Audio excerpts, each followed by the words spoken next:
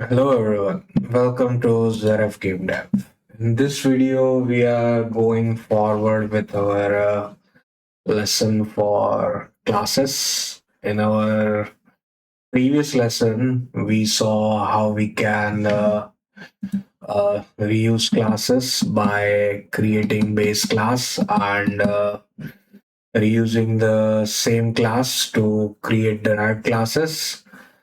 And that was inheritance, and now we are going to see how we can use those inheritance, the derived classes, to generate more types of behaviors for our scripts. So let's start by setting up our project structure. So this is our 10th lesson, and here we are going to have the examples, the project, and the tasks. And for examples, let's create our example scene. So this is going to be lesson 10 example. And let's open it up.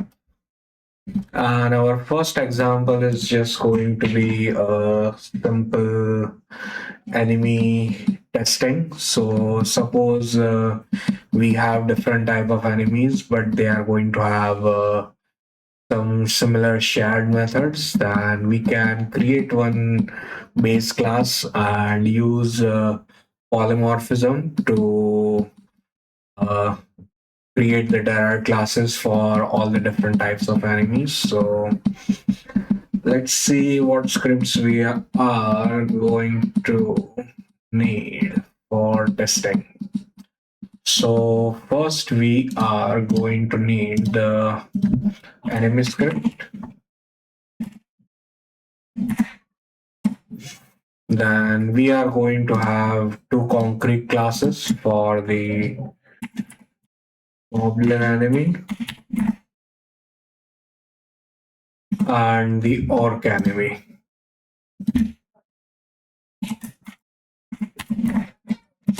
And finally, to test those scripts, we are going to create an enemy tester.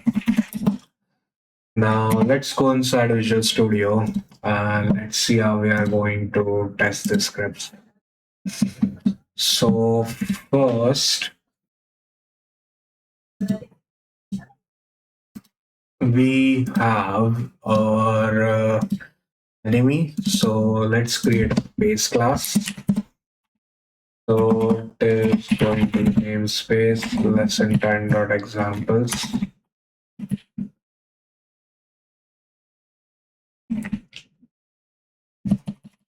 It is going to inherit from mono behavior, but first we are going to have a public string enemy name, and we'll just call it generic enemy. And after that, we are going to have a public int of health. By default, let's start with 100. And we'll create a public virtual void for take damage. Okay, it was needed. And instead of virtual, it just needs to be public void take damage. And inside the die, also enemy has been defeated. Enemy died generically. Debug.log take damage. Protected virtual void die.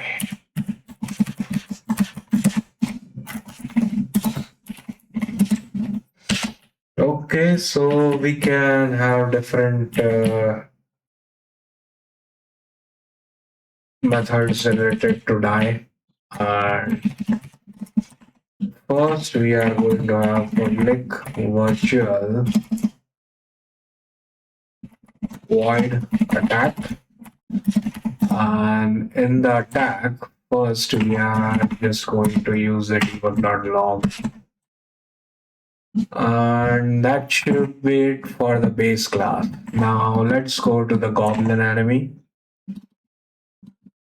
Put it in the correct namespace. Lesson 10 examples. And the goblin enemy is going to from the enemy. And we had two methods, so we can override them here.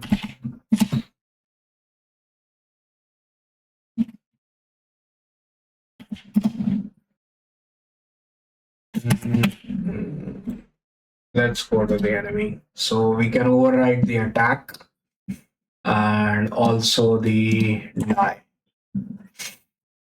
So let's override the attack. Public override void attack. And in our attack, we'll just debug.log for now. And similarly, protected override the die. So we'll let the main debug.log here. And similarly, it is going to be for the org enemy. So namespace. And again, we'll override the public override void attack. And why did that not work correctly? Because we did. And similarly, protected override void I. So it is going to have its own log. Now, inside our enemy tester,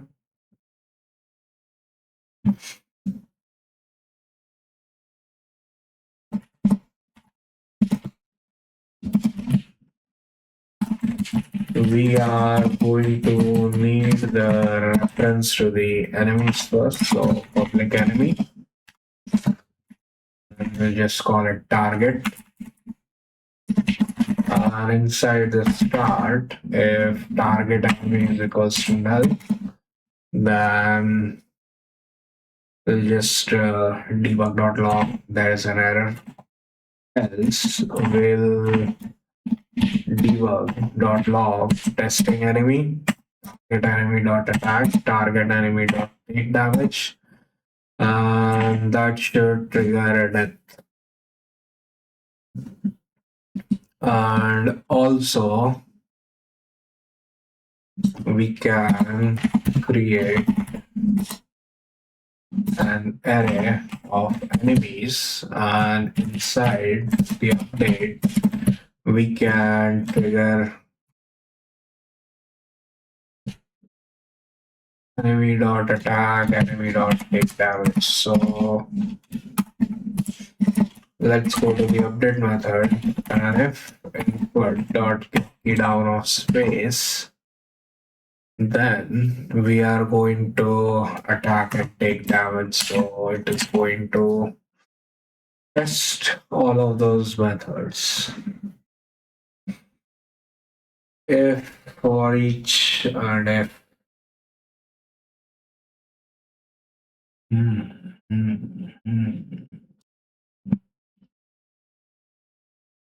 I mean, I could have created another method, but for now, we'll just reuse this big brackets. First, you have method and if, therefore, and again an if. Well, doesn't matter. Now let's go inside Unity and let's see how we are going to test this. So let's create an enemy tester. And there's nothing complicated here, so we can put all three of those scripts on the same game object, but there would be an issue. So let's create an enemy, and we'll attach the goblin enemy here, and let's duplicate it, and it is going to have the orc enemy. And let's remove those two here, because when the enemy is going to die, that the game object is going to be destroyed, so that's why it is going to need another one. Then that's the goblin. Now we have the orc, and we can use some another name for each of the orc, but for now we'll just use a class. So to test it, our target is going to be the goblin. So in the start, the goblin is going to die, and we can assign both orc and the goblin here because the variable type is the enemy, and our goblin enemy and the orc enemy both gets derived from the enemy class. Now let's hit space, play, and we'll see the testing goblin and the goblin swing its club. Goblin took 30 damage and the goblin has died. And as you can see, uh, the goblin is missing. Now let's play and we'll see that the orc is also getting the damage, and if we play again, all the enemies are going to be dead. And again, nothing is going to happen because both of this are null, as both of our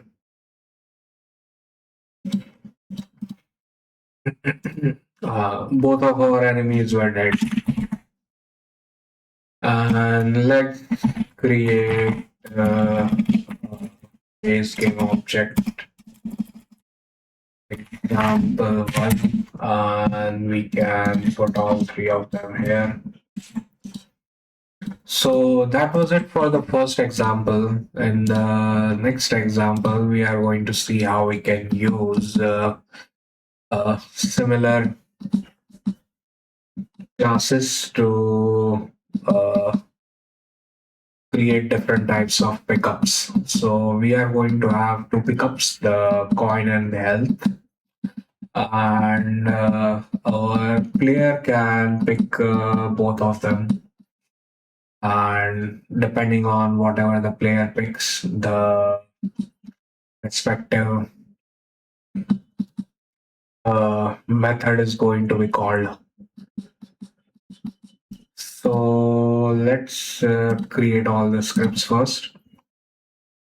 So first we are going to have the pickup script.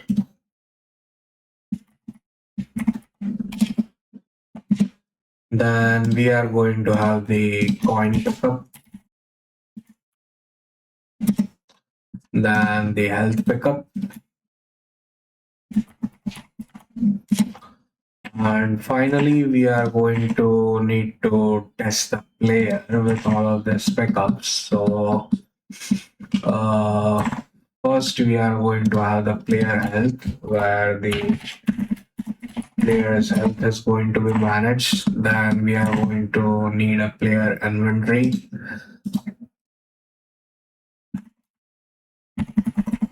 where it is going to store the value related to points. And finally, we are going to have the player movement.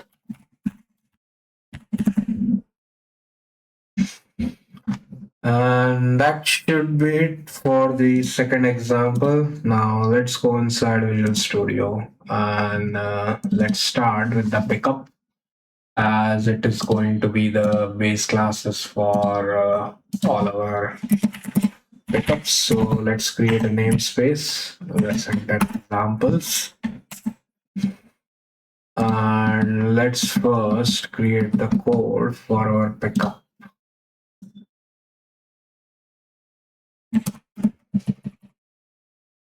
So first we are going to have public string pickup name, and we'll just call it default pickup, and public abstract void on pickup. So what happens when we are going to up on pickup and game object other,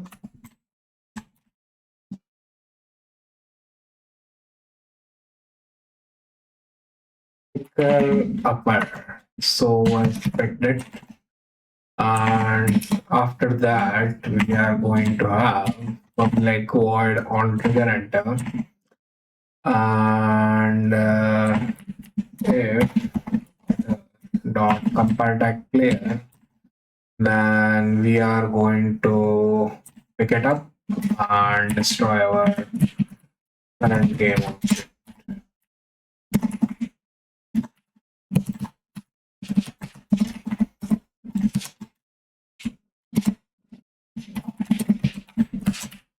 And it is going to be an abstract class, so every derived class needs to create the respective method.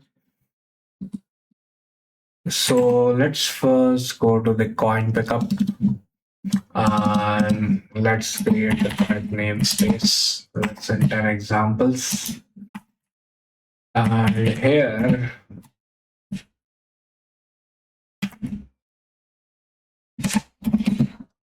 it is going to inherit from the pickup, and we need to instead of override picker upper, we'll use a debug.log, and we need to clear inventory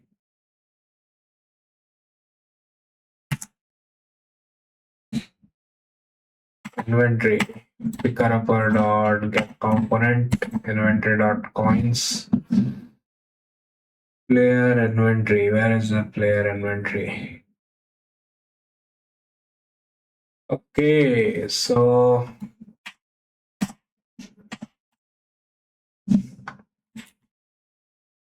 we already created the class, but there was no method related to that. So let's go inside the coin pickup.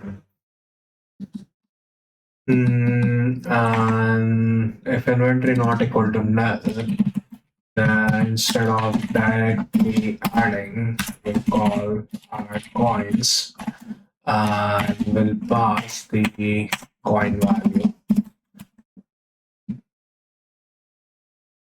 And similarly for the health pickup, let's put it in the correct namespace. And it is going to inherit from the pickup. We are going to have the health amount.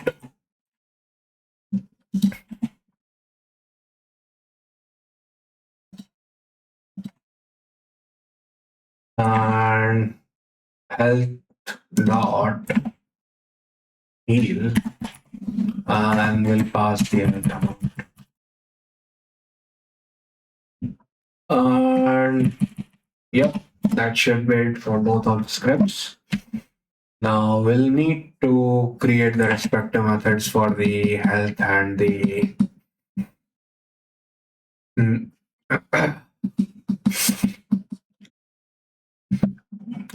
player inventory in both of our scripts. So let's go inside the player inventory. And we are going to need the correct class, and it is going to store the coins, public and coins equal to 0. Inside the start, we are going to debug.log player inventory initialized with coins. And we'll need to create a public method for adding the coins. And similarly for the player health, it is let's create the correct namespace.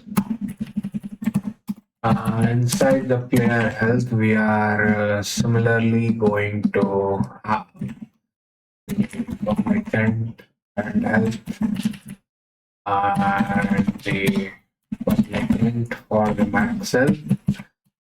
Inside the start, set the current health to equal to max health, and debug.log current health is equals to max health. And we'll also create a method for the player to take damage. Yeah, that should be it. Now let's go for the player movement. We need to move the player and test if it is working or not.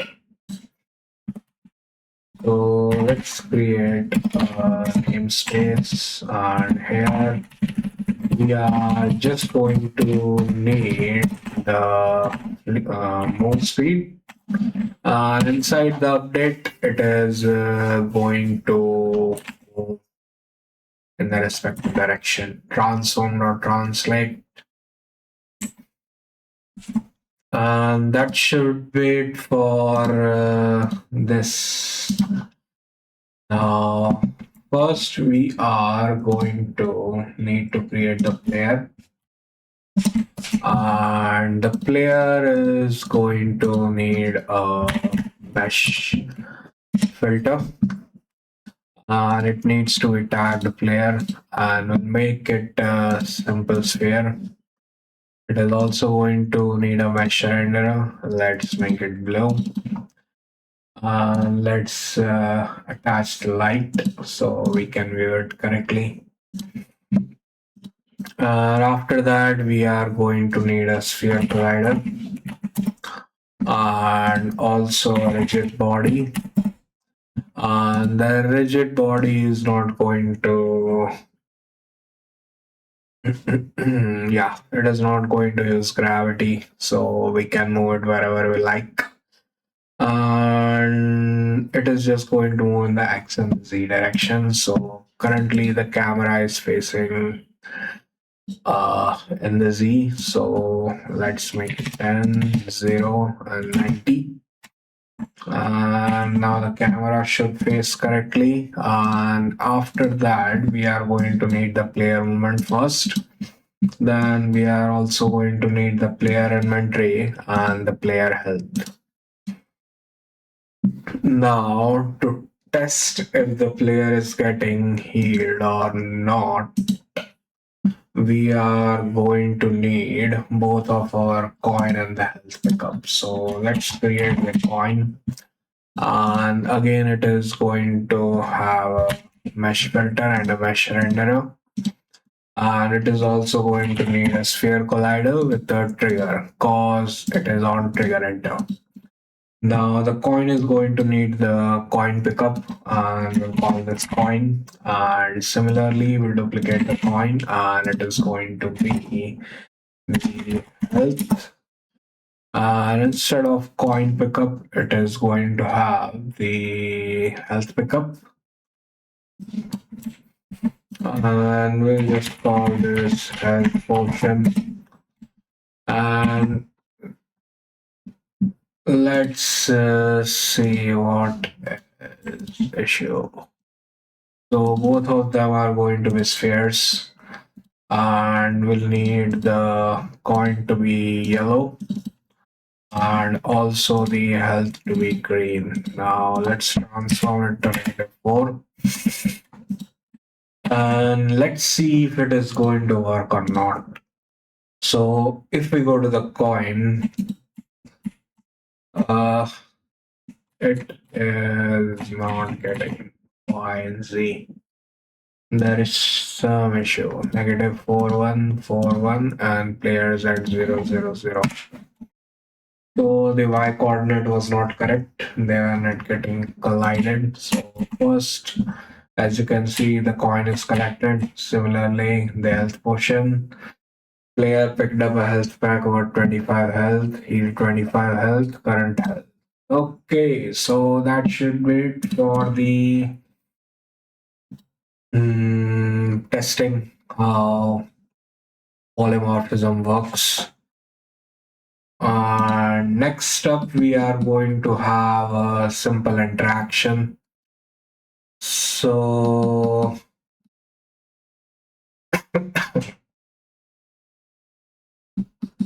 Here we are directly like mm, testing with collision, and we can have detection on the player itself, so how it is going to interact with it. So let's create scripts for our example 3 first. So first it is going to, okay, this one is face based. So first we are going to have a door script,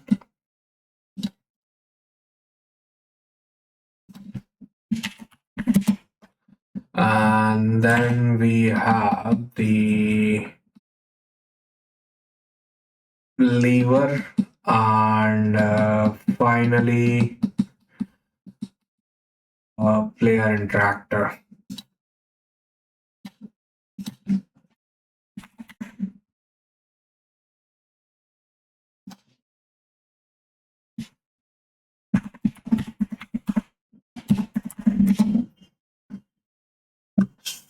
So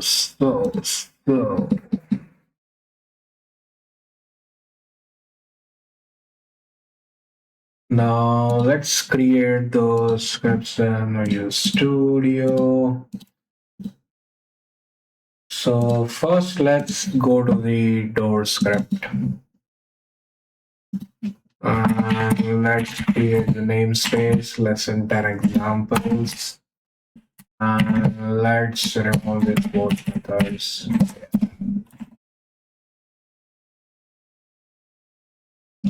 And our door script is going to implement an interface. So let's create the interface here. So public interface, and we'll just call it table. And it is going to have void interact, game object, interactor, and also a string for the get interaction prompt. And the door is also going to implement the interactable interface.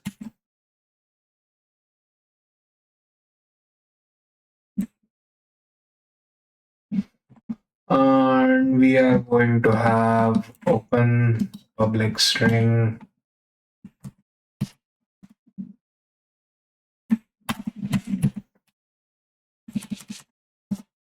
and after that our public bool is open, public string door name, and public void interact. So in the interact, the door is just going to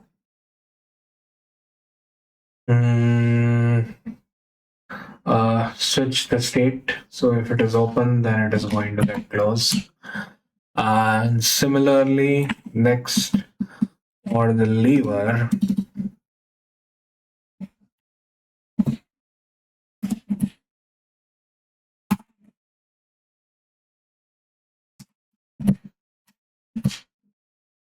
it is going to also implement the interactable. And for the lever, public bool is pulled is equals to false, and public string lever name, and the lever name is going to be lever. And similarly, we'll create the public void interact. We'll change the is pulled and interaction, reset the lever or pull the lever. And to test this, we are going to test it inside the player interactor.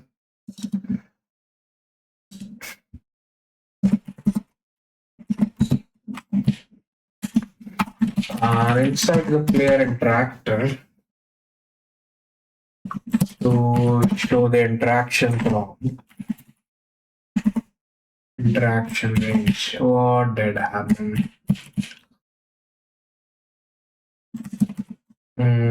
Public emp text, and we are going to have the text. And inside the start, update, try, interact, interaction, text. E. Ray, screen point to Ray.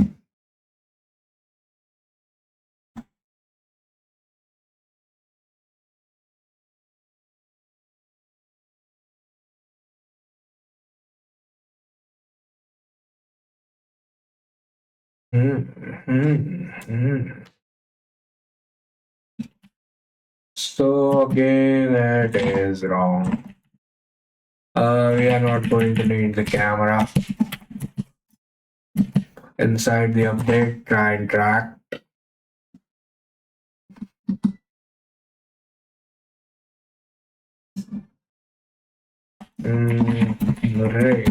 Array, transform dot position, transform dot forward, recast head.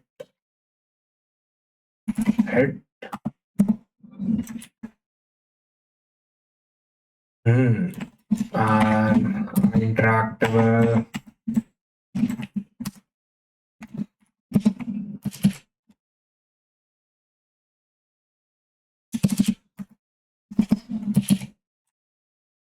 And let's create the string prompt. And physics.recast outlet interaction range interactable, and if it is not null, prompt is equals to interactable dot get interaction prompt.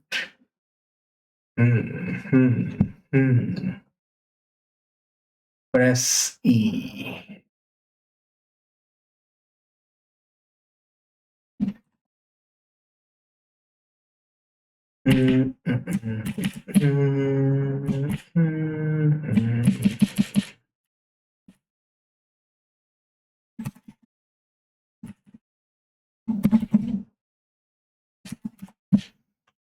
And if interactable not equal to null,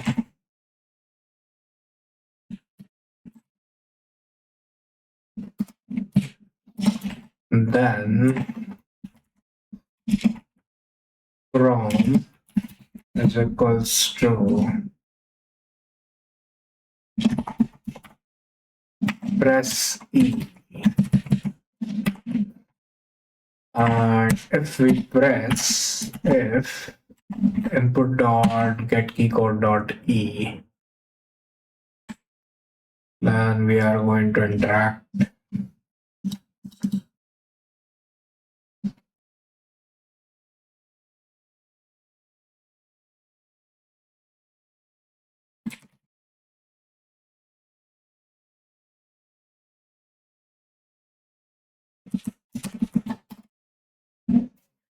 And that should wait for the interaction. And to test, we will duplicate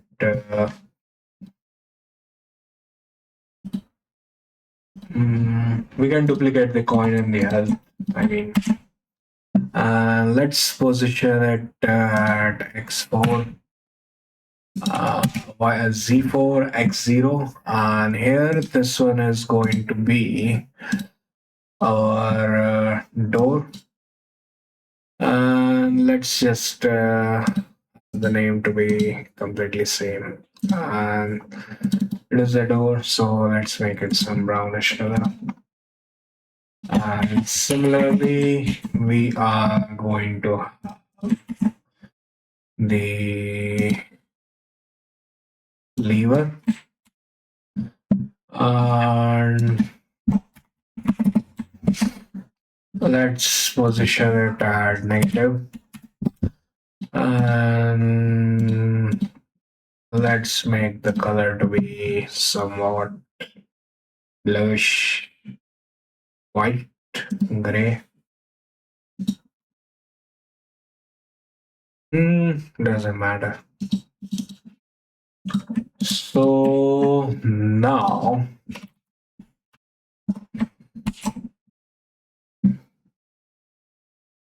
let's hit play, and let's there's not going to be an issue. To test this, we are going to need the player interactor, and our player interactor needs a text. So let's add the text, make it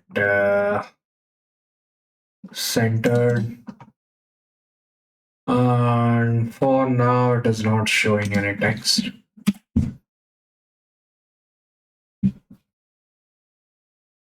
Hmm. Hmm. Let's position it to the top, -64. It is going to be 128 E, and let's make it white, completely white. E6.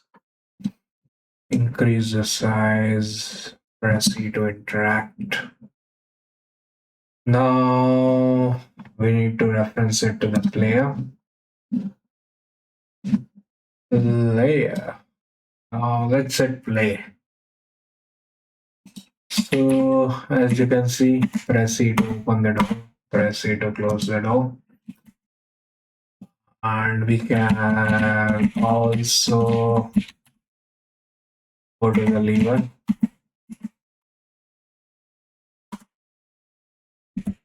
and interact with them. And if both of them had any other method, then it would add like here we distort the game object. We can have different functions depending on how the interactions between different game objects are there. So if we add the door here, maybe we will have something like a key, and again it can be added as a pickup, and the inventory can track it. And if we have the key, then the door is going to unlock. And if it is open, the key is going to be used and it is never going to be closed. Similarly, for the lever, we can put the key slot here. So if the lever is like pulled, then only the door can be opened, and multiple interactions can be done. This is just a simple example of how we can use polymorphism to create different behaviors from the scripts.